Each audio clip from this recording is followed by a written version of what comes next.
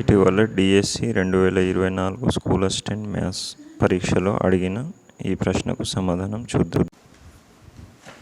అయితే మనకు ఏదైనా ఒక వర్గ సమీకరణం ఇచ్చి దానికి వాస్తవ మూలాలను కలిగి ఉండటానికి నియమం ఫస్ట్ చూస్తే దాన్ని బట్టి మనం ఇచ్చిన ప్రశ్నకు సమాధానం కనుక్కోవచ్చు.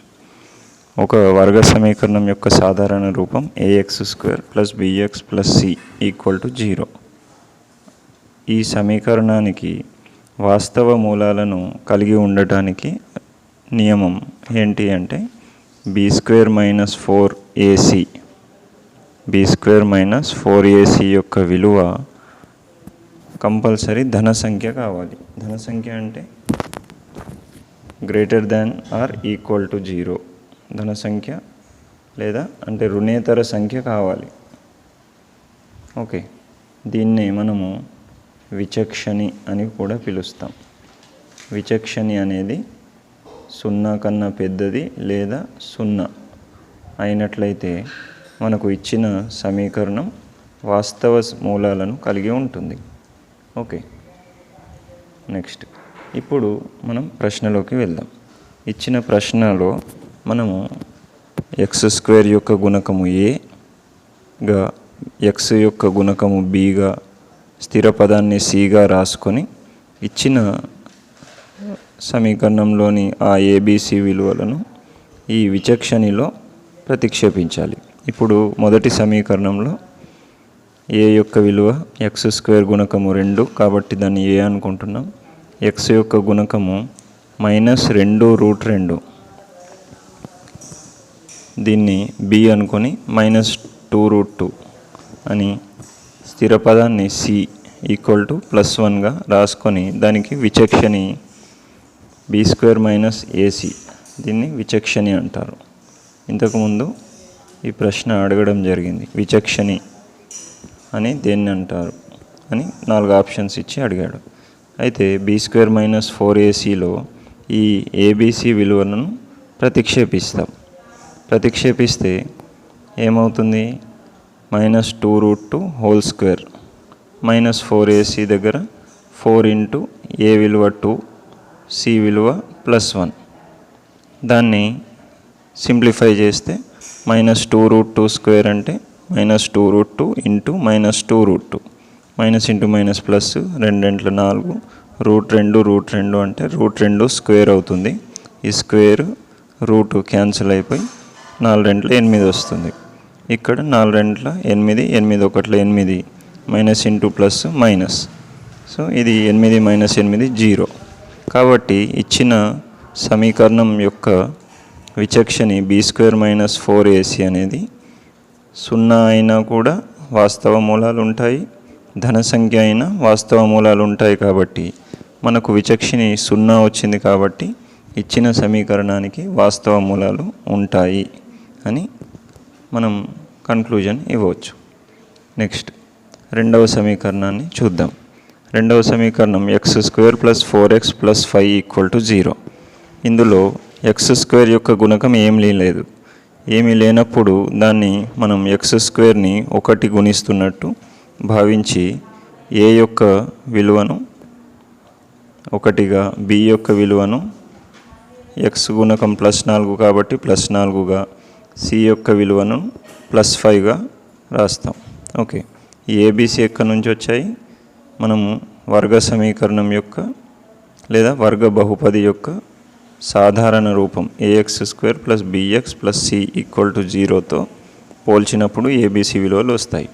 ఇప్పుడు విచక్షణిలో ఈ abc విలువలను ప్రతిక్షేపిస్తే b² అంటే 4² -4ac అంటే 4 × a విలువ 1, c విలువ +5.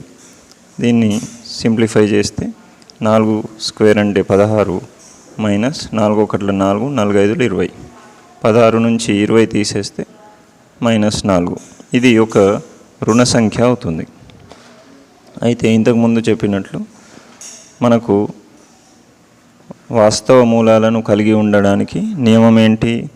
0 కావాలి లేదా ధన సంఖ్య కావాలి. కానీ ఇక్కడ మనకు వచ్చిన విలువ రుణ సంఖ్య అంటే b² మైనస్ 4ac విలువ <0 వచ్చింది. ఇలా వచ్చినప్పుడు ధనము వాస్తవ మూలాలు ఉండవు. మరి ఏ మూలాలు ఉంటాయి అంటే సంకీర్ణ మూలాలు. ఇది కూడా డిఎస్సిలో బిట్ అడుగుతాడు. సంకీర్ణ మూలాలు ఎప్పుడు ఉంటాయి అని 4 ఆప్షన్స్ ఇచ్చినప్పుడు b² మైనస్ 4ac <0 అనే ఆప్షన్ని సెలెక్ట్ చేసుకోవాల్సి ఉంటుంది. ఓకే, ఇప్పుడు మనకు అడిగిన ప్రశ్న ప్రకారం ఇది <0 లేదా రుణ సంఖ్య కావున వాస్తవ మూలాలు ఉండవు అని కన్క్లూజన్ చేస్తాం. నెక్స్ట్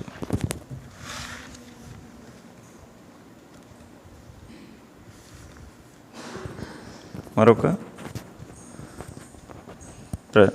మూడవ వర్గ సమీకరణం √3x² ప్లస్ 2√2x మైనస్ 2√2ను మళ్ళీ మనం ax² ప్లస్ bx ప్లస్ cతో పోల్చాలి. పోల్చినప్పుడు a విలువ √3గా, b యొక్క విలువ 2√2గా, c విలువ -2√2గా రాస్తాం. దీన్ని ఈ ABC విలువలను మనం b² మైనస్ 4ac అనే విచక్షణిలో ప్రతిక్షేపించినట్లయితే 2√2² b² విలువ 2√2 కాబట్టి b² దగ్గర 2√2² మైనస్ 4ac అంటే 4 × √3 × -2√2. ఓకే, అది సబ్స్టిట్యూట్ చేసి ఇప్పుడు స్క్వేర్ అంటే 2 సార్లు గుణకారం కాబట్టి +2√2 × +2√2 మైనస్ ఇక్కడ ఫస్ట్ గుర్తుల గుణకారం చేసినట్లయితే -× ప్లస్ అవుతుంది. 4 × 8. ఈ √2 √3 ఇవి 2 కరణులు కాబట్టి ఒకే పరిమాణం కలిగిన కరణులు కాబట్టి √2 × 3 అని ఒకే రూట్ కింద రాయొచ్చు. ఇప్పుడు బయట ఉన్న పూర్ణ సంఖ్యల్ని 2 × 4 అని √2 కరణుల్ని √2² అని రాసుకొని స్క్వేర్ రూట్ క్యాన్సిల్ చేయాలి. చేస్తే 4 × 8 వస్తుంది. ఇక్కడ 8 2 ముళ్ళ 6ని √6లోనే పెట్టేస్తాం. 4 × 8 ప్లస్ 8 √6. సో ఇప్పుడు ఇది గమనించినట్లయితే ఈ విలువ ఎంత ఉందో మనకు అనవసరం. మనకు అవసరమైంది ఏంటి అంటే ఇది ఒక పాజిటివ్ వాల్యూనా నెగిటివ్ వాల్యూనా చూస్తే దీని విలువ ఎంతో కొంత పాజిటివ్ వాల్యూనే ఉంటుంది తప్ప నెగిటివ్ వాల్యూస్ అయితే లేవు. ఎందుకంటే ఇక్కడ నెగిటివ్ సింబల్స్ కూడా లేవు కాబట్టి ఇది ధన సంఖ్య అవుతుంది. అంటే b² మైనస్ 4ac అనే విచక్షణి >= 0 లాగా ఉంది కాబట్టి వాస్తవ మూలాలు ఉంటాయి అని రాస్తాం. నెక్స్ట్ మరొక వర్గ సమీకరణం. మరి ఇక్కడ వర్గం లేదు కదా, వర్గ సమీకరణం అని ఎందుకు ఇచ్చాడు? ఇట్లాంటివి కూడా అడుగుతాడు. అంటే ఏవో 4 ఆప్షన్స్ ఇచ్చి కింది వాటిలో వర్గ సమీకరణం కానిది ఏది అని అడుగుతాడు. సో దీంట్లో వర్గం లేదు కాబట్టి ఇది వర్గం సమీకరణం కాదు అని మనం డిసైడ్ చేయకూడదు. ఫస్ట్ దీన్ని మనం సూక్ష్మీకరించాలి.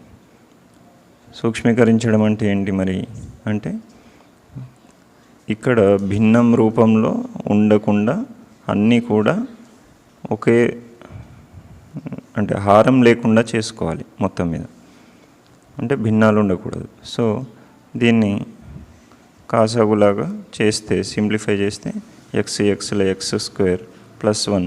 So x² plus 1/x as it ఈజ్గా ఉంటుంది =3.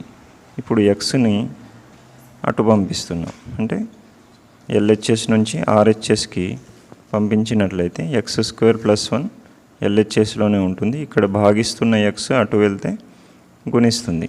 సో x² ప్లస్ 1 దగ్గరికి ఇది -3x అవుతుంది. ఇది 3x ఇటు తీసుకొస్తే సో ఇప్పుడు దీన్ని గమనించినట్లయితే ఇది వర్గ సమీకరణం అవుతుంది.